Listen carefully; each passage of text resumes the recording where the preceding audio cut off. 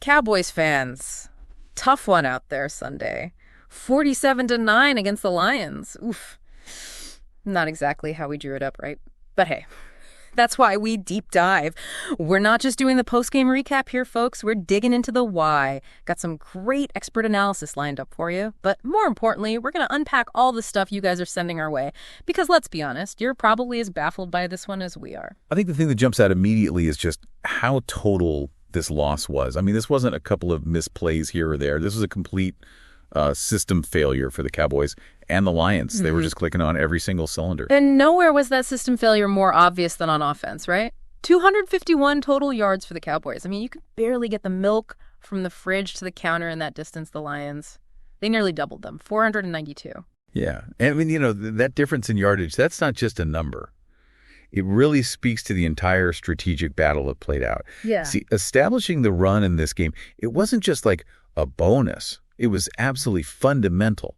Both teams, how they wanted to control the pace of the game, it all started there. So break that down for us a little, because 53 rushing yards for the Cowboys, that's not just low, that's practically non-existent. Right, and that's where it gets really interesting, because that feeds directly into what the Lions were trying to do.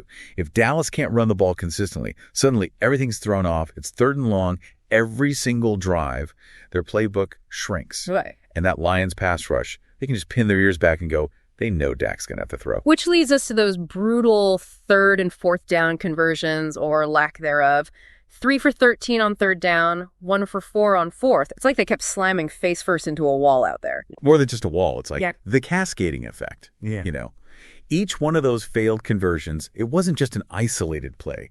They were symptoms of this bigger strategic failure, right?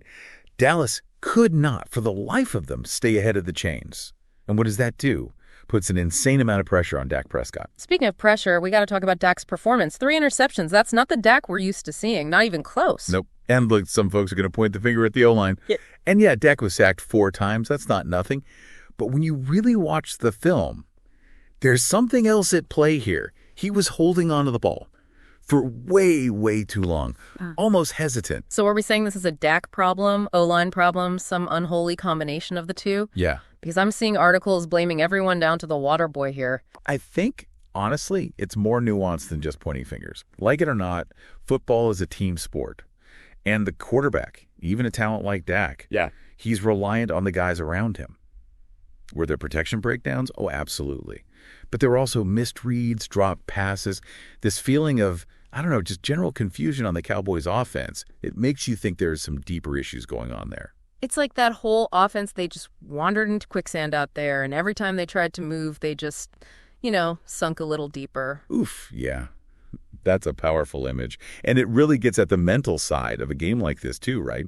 Once a team starts doubting themselves, those mistakes, they snowball fast. And that's kind of what we saw with the Cowboys, I think. Yeah, and look, it's easy to focus on everything going wrong for Dallas here. But we got to give credit where credit is due, right? The Lions, they didn't just benefit from the Cowboys' collapse, they dominated. No question. And they came in with a plan, you could tell. Oh. And they executed it perfectly.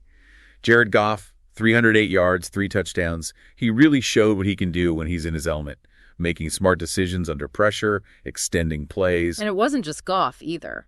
David Montgomery, it's like he was possessed back there, ran for 80 yards, 2 touchdowns. The Cowboys D, they had absolutely no answer for him. Right. Montgomery's performance, I think, speaks volumes about this commitment to a balanced attack from the Lions. Even when they were up big, they didn't just become one-dimensional, They stuck to the game plan, ran the ball effectively, 184 yards on the ground as a team, kept that Cowboys defense guessing, off balance the whole game. Oh, and how about Jameson Williams? Can't leave him out of the conversation. Averaged a ridiculous 25 yards per catch. It felt like every time he touched the ball, bam, something explosive happened. And that's the thing. Williams is the perfect illustration of how the Lions exploited those weaknesses we were talking about with the Cowboys. Dallas is so worried about the run game, they completely forget about a talent like Williams on the outside. His speed, his route running, it was just too much for that Cowboys secondary. They couldn't handle it. It's like they were playing chess, but the Lions were always like 5 moves ahead. They did their homework, man, came prepared, ready to take advantage of every single mismatch. 100%. This wasn't just about individual players having good games. This was coaching. This was strategy. This was execution. Plain and simple. The Lions, they were the more disciplined team out there. Right. and they made the Cowboys pay for every mistake, every hesitation. And speaking of mistakes, can we talk about that second quarter for a sec? Brutal. 20 unanswered points from the Lions. It was like watching a dam break. Oh, yeah, that was the turning point for sure. It's one thing to fall behind, but the Cowboys, it's like they completely unraveled. Their body language, the play calling, everything just screamed frustration. Yeah, like they were desperately flipping through the playbook, but nothing was making sense anymore. And the Lions, on the other side, they're hitting their stride, man. They can smell it. Right.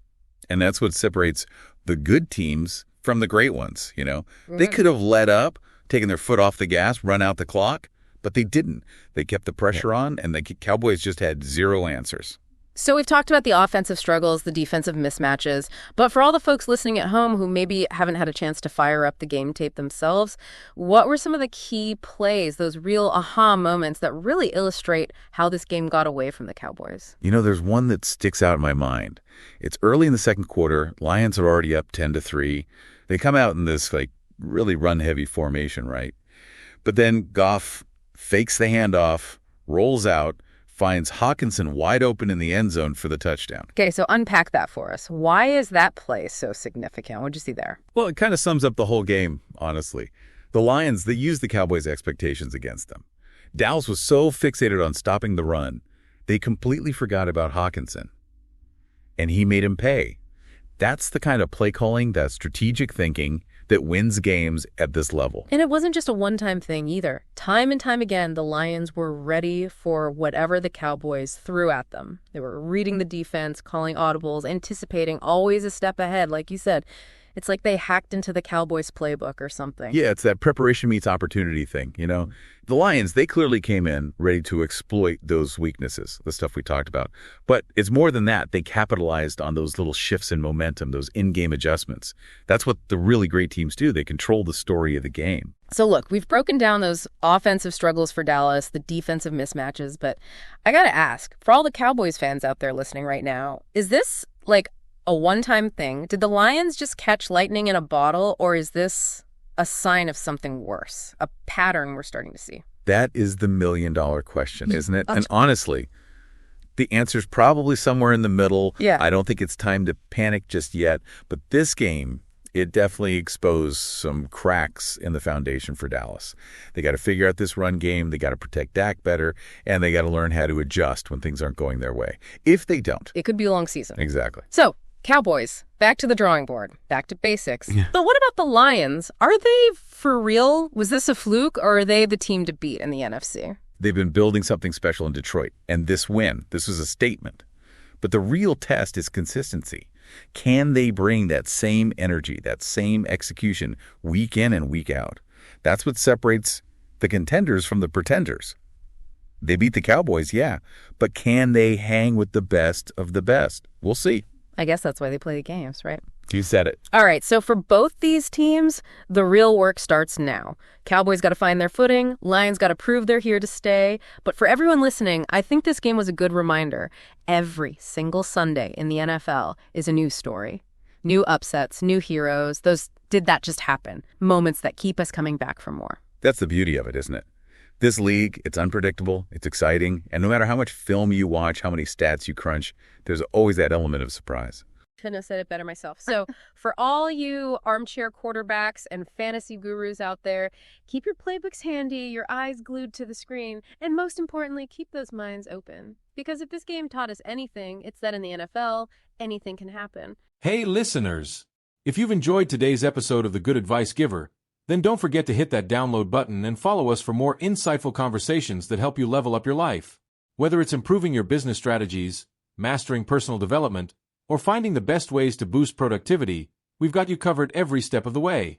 Today's episode was packed with advice on how to overcome obstacles and navigate challenges, and we'll continue bringing you more episodes filled with actionable tips and expert interviews. By following the podcast, you'll never miss out on fresh content that's designed to inspire and empower you. Don't forget to download this episode so you can listen anytime, anywhere. Whether you're commuting, hitting the gym, or taking a break, the Good Advice Giver will be right there with you to offer guidance and motivation. And here's your next step.